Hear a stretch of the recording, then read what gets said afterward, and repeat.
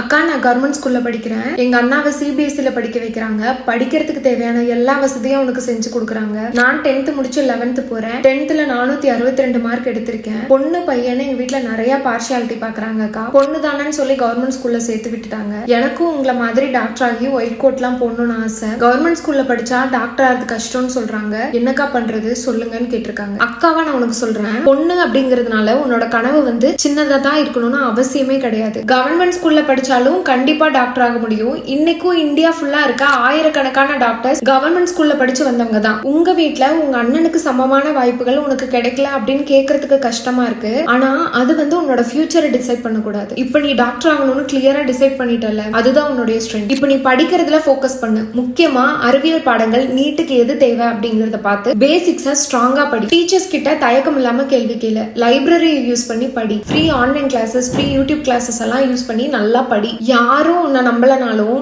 நீ உன்னை நம்பு. இன்னைக்கு பொண்ணு தானே அப்படின்னு உன்னை ஒதுக்குனவங்க முன்னாடி நாளைக்கு அவங்க வாயாலேயே டாக்டர் அம்மான்னு கூப்பிட வச்சிடலாம். மனசை தளர விடாம நல்லா படி.